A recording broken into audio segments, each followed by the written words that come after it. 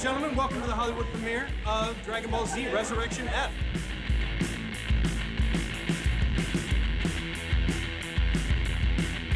This is the 19th feature film in the Dragon Ball Z franchise. We're gonna have a lot of special guests here today, special cosplayers, American voice actors, as well as the Japanese voice actors. So you guys hang in there and let's meet a few people.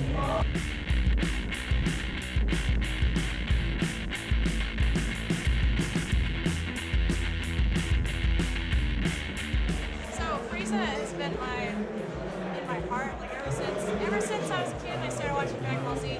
Frieza was my favorite character, and that's also why I cosplayed Frieza about a year ago. And then when I found out that he was coming back, I think I screamed really loud. Welcome to the Dragon Ball Z premiere. What do you think about Dragon Ball Z having a premiere like this? It's just extremely fun. Did you ever think that you would be doing Dragon Ball Z for this long? This is the 19th movie in the DBZ franchise. No, not at all. It's been, would you like to see more? Oh yes. Forever. Very cool, very cool. Thank you so much. Well, I'm excited because Frieza was considered long dead in the series, and so the fact that Frieza's been resurrected is a really big deal. And so I'm very excited to see what that's going to entail, and Frieza's new form, as well as Goku maybe being in a more stable version of the God mode, which I haven't seen the film yet, so these are just rumors I hear from the internet. So I'm very excited what's in store. My producer tells me that this film's better than the last one. So that's going to be hard to top because the Battle of Gods was sensational. Welcome to LA. What do you think about Dragon Ball Z receiving a premiere like this? Oh yeah, this is fantastic. You know, I love it. I mean, it's amazing that we were able to go to the U.S. first, actually, and not Japan first with this. So that's Toei's been really helpful in that area. Hi, I'm Robert. Hi, Robert. Yeah, it's a pleasure to meet you. Thanks for coming out to the premiere. Yeah, my pleasure. Yeah, what do you think about Dragon Ball Z getting a premiere like this? I think it's awesome. This is crazy. This is huge. I think it just speaks to how popular the show is here. So, like, yeah, it's well deserved. I was a big fan growing up, so I think it's awesome that they're giving it more attention. What about, what do you think about having done Dragon Ball Z for this long, and now we're on our 19th feature film out of the Dragon Ball Z franchise? I mean, how does it feel continuing to voice them? It's the gift that keeps on giving, you know? It shows no sign of stopping. The popularity obviously is there. Even when there's lulls, when there's nothing coming out, we still crank out a new game every year. People buy it like hotcakes. Xenoverse is a huge hit. People love being able to play online and customize their characters, and we're always looking to take things to the next level in the video game realm, and hopefully with brand new movies. Do you think some of the success of these films has to do with Akira Toriyama coming back into the fold? The character design, some of the screenplay? I think that he had a lot to do with it, because I got the impression they don't want to move on without him. Like, he is really truly the spirit of the Dragon Ball Z series. So it's nice to see him being really involved in it. And it's so amazing to be at a Japanese dub premiere. Like, that's a very unique thing. I mean, I have to remind myself that we haven't even recorded this yet. I'm so excited because I haven't seen it, and I really want to get in there and see it so badly. Well, hey, thank you so much for talking with us. Get in there and see it. Yeah. Take care, man. Oh, I'm very excited to be a part of this possibly unprecedented and auspicious day to have our esteemed Japanese guests here and the legendary Masato Nozawa here. I'm so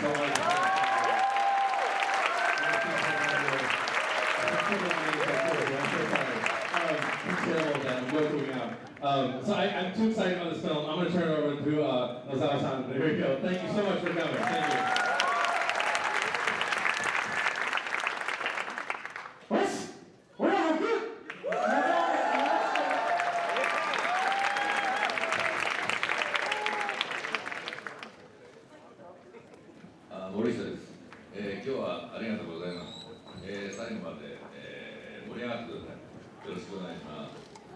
Thank you very much for coming today, and I hope everyone stays excited throughout this entire film. Thank you.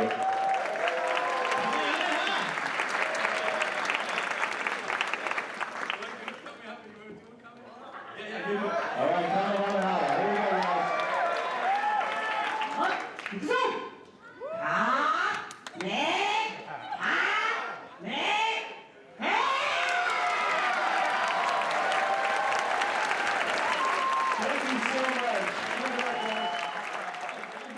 fantastic event. I mean, we just got finished watching the premiere of Dragon Ball Z Resurrection F at the Egyptian in the US. What do you think of this incredible response? いや、まあ、素直に反応いただけてものすごく嬉しかったです、僕としては、作った側としては。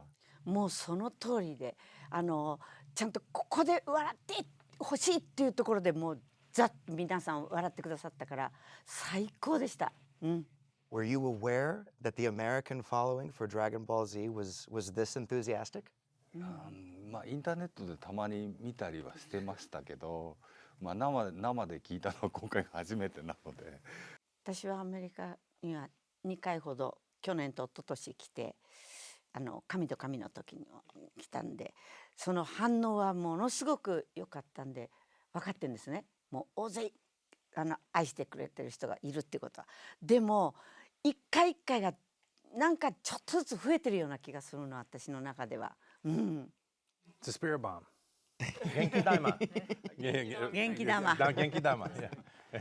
So this is really a question for all three of you. You all three have put really so much of your lifeblood into Dragon Ball Z now. Sean for 20 years, for 30 years, and same again for 30 years. It's such an incredible property, and it totally makes sense.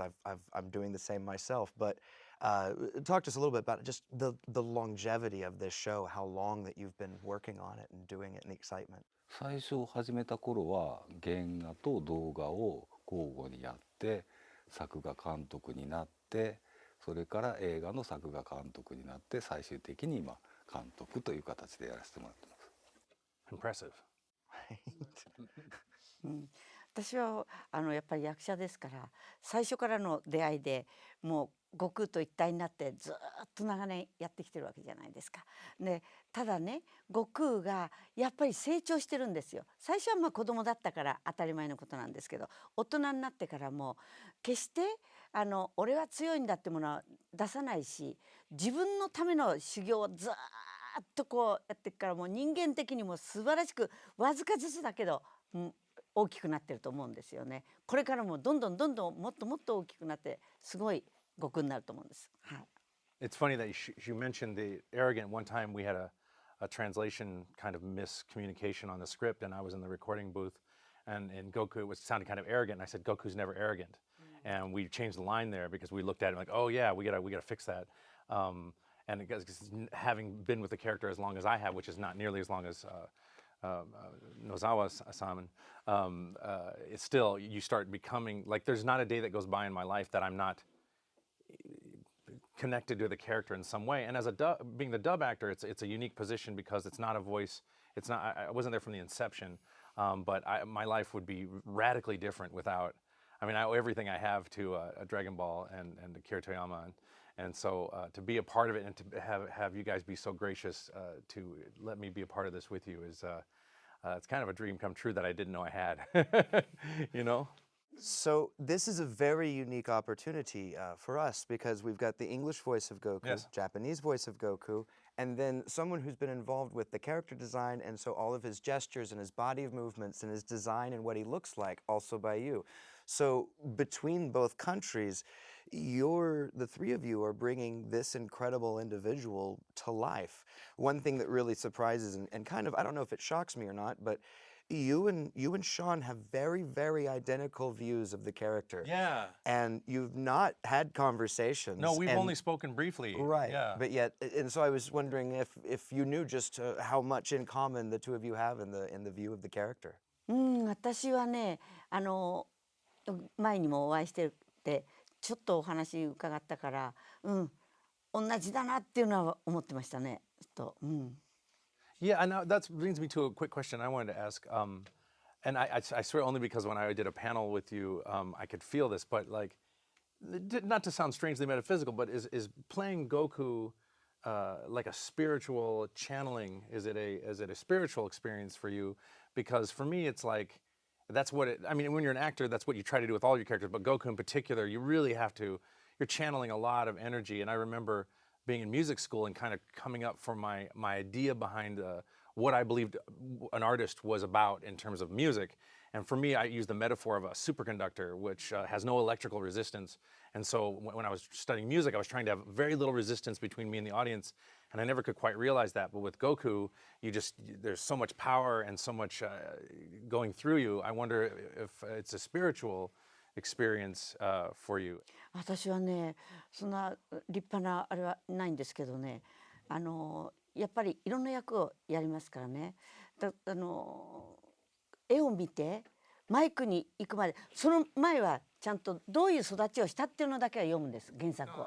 どういう育ちをしたかっていうのね、その育ちは自分の中に入れて、それでもう絵を見た時にスッとともう悟空になっちゃってバーって言ってるから、自然体で入り込む、悟空だからこうっていう構えはないんですよ。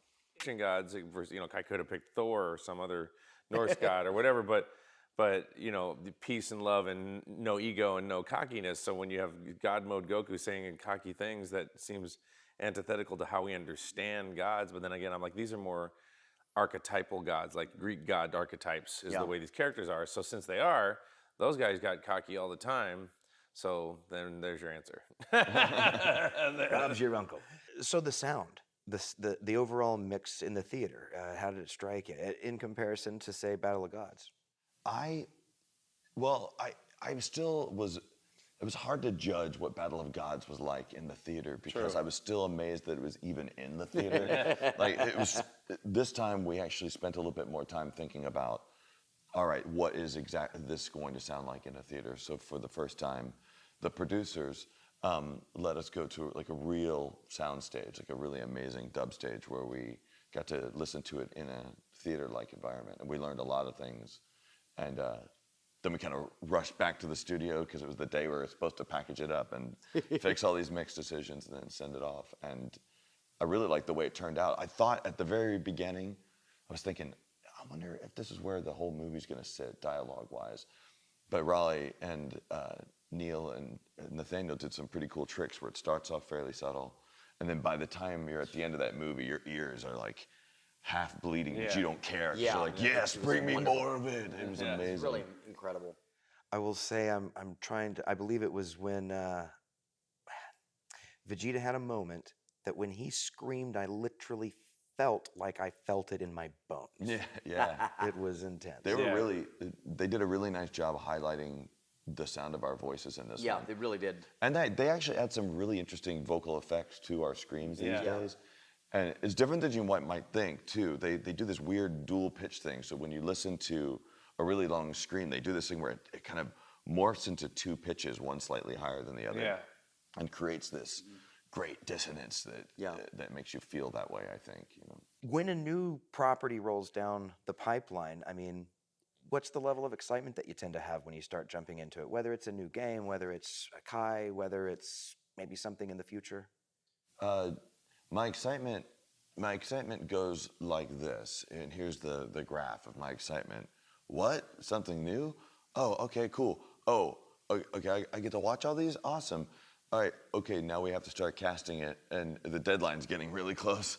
And shoot, we need to but I have to watch these episodes really fast before we start recording, and then I'm back up here, and then the first person comes in, you're like, yeah. And then like we're getting closer to our deadline. You're like, then you have to do a mix review, and you're like, oh, okay, this is actually, there was a reason we did this. And then it'd be really excited when you're done, too. Yeah, pretty much. True. Sean, this is the first time you've been able to record a Goku performance, having just met the original voice actress for Goku. Oh, yeah. Did that play into anything at all for you? Did it set the tone? Well, I mean, only in the sense that it only, like sometimes you play a character for a long time, and you especially play a character that doesn't have a ton of different emotions, and you get burned out. And Masako is so, it was more like I borrowed some of her spirit bomb just to kind of like, not like continue to honor. I've always honored the character really well, and I've always worked really hard to make sure that the character's honored, but I do get tired and I do get burned out. And so I'm like, man, she's still bringing it, and she's like 72. I can't get tired. Like, how can I let this old woman beat me? And I mean that with all respect, I do, because I'm so thoroughly impressed with her ability to vocalize, especially at her age. But even without that, it sounds like a young person, playing the character. So it's amazing. And so I guess what I'm saying I draw from it is like her inspiration to like just, she's just like, Goku loves everyone, he's happy, and she just is so clear. So that was very inspiring to just, keep bringing it when it's exhausting to do so. She in a way embodies the relentless enthusiasm that all of his characters seem to have. You can tell that somehow Masako Nozawa and Akira Toriyama knew each other very well or something. Somehow they were friends. I'd love to know that story, but they she's really tapped into it. So spunky. She is. And very optimistic. She's like, Goku is everyone's friend. Goku is everyone's friend. So how many times did you have to do the line, "It's cheese"? Oh, the minute I saw that animation and I seen it the first time, I already knew exactly how I wanted to play it. Because to me, it was like Goku and Vegeta are there, and you know how serious they are about fighting. We even added a little line in for Whis there for a second where the guys are fighting, and Whis is like, Beerus calls out for Whis. He goes, hold on a second. And both Vegeta and Goku go, oh, come on. And then they're talking about pizza and like, what is this concoction? It's so stringy. I'm like, jeez. Because I imagine if Vegeta was having to sit there and wait for them to discuss, which I imagine they do all the time, he would be so irritated by it. So I just imagine what it would be like for, I imagine he'd be very, very sarcastic to these guys. So funny. You guys, especially Chris, you and Sean, you guys have worked together nonstop on this project for 18 years now, maybe more? Oh, you're talking about Dragon Ball Z? Yeah. How is a working relationship that's got that much history behind it? It could be a lot worse. No, and I don't mean that. But I'm like just thinking of. I'm always thinking of those historical behind-the-scenes shows where some famous actor they hate each other, and I'm like, and they have to work together forever and ever, and I'm like, oh my God. We've seen that though, because we've been to a lot of conventions. I don't want to name any names, but you'll find that a lot of the people that you really loved watching when they were younger on the same show can't even be in the same room together. Yeah, it's true. So I just think we can. Yeah, I mean, I think it's quite frankly incredibly unique. I will allow him in the same room with me. Yes, he will allow him in the same. That's about it, though. As far as it goes. I say Chris has to sit between us because that's a given. We have a. Yeah. I mean, I guess what I'm saying is like I'm glad it's not that, because because then it'd be like every time you got to go into work or every time you have to be associated with the, you just wouldn't be happy and I feel like with all the people from Dragon Ball, all these people who've worked on it for so many years, we were all in the same kind of platoon together, like it or hate it. Like we were all there together, and whether it was fun or just painful or whatever, we all went through it together. So I think we're bonded in that sort of way. Once you've screened for hours and hours and hours in front of somebody, it's kind of hard to Sometimes I feel like we're in every time I meet other casts, I always like to imagine that we're we're gangsters, we're the Dragon Ball crew, yo. And we have our own Z. Well, you just proved that we are not gangsters. We're totally. You sure did, man. We do Z's. I don't know. We do some kind of and then we bump into the Ninja Turtle crew, yo. We're like, oh, you want to throw down some vocals? Yo, we scream, yo. We have a special move, and then we don't have a dance off. We have a vocal off. We have a dance fight or whatever. And we like West Side Story. Yeah, West Side Story's about to happen, and we have our own. The Powerpuff people walk by and those guys are always so angry. Yeah, and they're always yelling. I mean, I have bumped into other actors oh, you're part of the Dragon Ball crew. We have a crew, Yeah. And I feel like we need a special handshake and. And that we have this weird fraternity. Guys, this is for me. This is a fantastic experience being around you guys. So much fun. For this whole weekend and event, but also April and all the things we were doing moving forward. But not only that, just the fact to share this incredible life experience of this with you guys is probably one of the most incredible moments throughout my life. Absolutely, I would agree with you. It's just to have. It's like we did a red carpet last year, and then we're going to do it for this one. I'm like. I guess we're going to be doing one next year. I don't know. It's like a Christmas every year. It's Dragon Ball Z Christmas every July. That's pretty much what we're doing here. Well, guys, I can't thank you enough for your time Thank you, today. Justin, for everything you do for us. Thank you, guys. Thank you. Thank you. Turn off the remote now. Turn it off. Yeah, turn it off. Go back to the menu, watch the trailers, pick a different special feature, something else. You've seen us. watch the movie again. Of course, the Kamehameha for everyone. The comedy was great. Spot on comedy. The phrase. And it was great intro. This was laugh out loud funny. I thought the translation was really smart. Frieza won, Vegeta won, Goku won, everybody won low key. You go Vegeta right there. If you're a Dragon Ball Z fan, you have to see this movie. I just want to say, y'all are legends, man. Yeah, y'all legends. Yo, whoever does Kakarot's voice, I don't know, your vocal cords got me crazy stressed out by now, but I appreciate it.